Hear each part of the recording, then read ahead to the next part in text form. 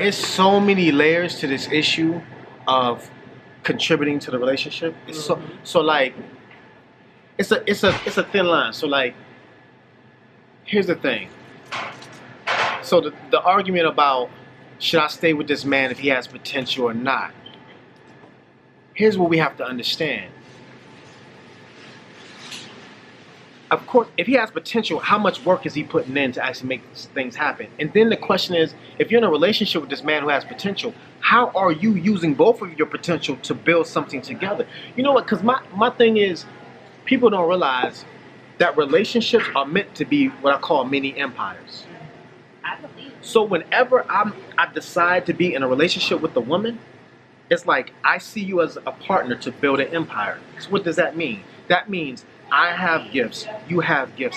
How can we bring our gifts together to create something to bring us financial stability together? It's not about I'm the financial. Yes, now, if we're in a state to where I have more money right now, that's cool. You have money right now. It's about balancing it. It's about balancing out, using the resources. If someone has more resources, use those resources to build something from as the foundation. If you're with someone with potential and you're helping them and they're not using whatever you're providing for them to help themselves, walk away. Yeah.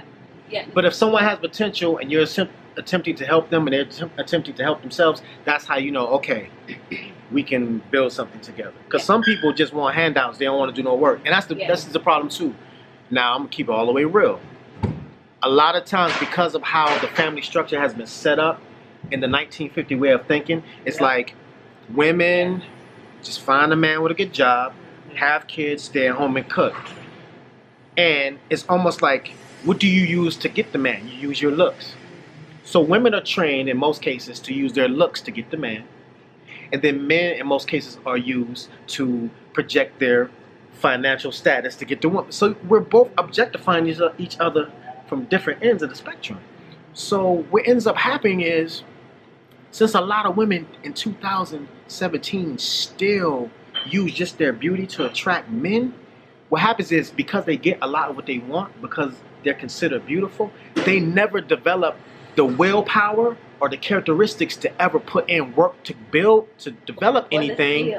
So when they're not in a relationship, they don't know what to do. Yeah. So what we have to do is we have to realize, men and women, we both have skills that we can bring to the table. We need to develop them on both ends and then come together and develop something together. Yeah.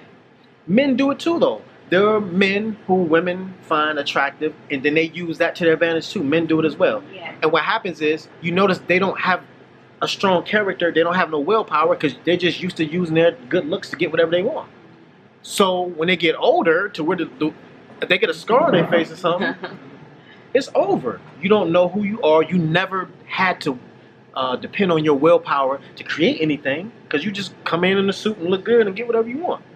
So we have to realize that if we are relating from superficial ways of being, we're not developing.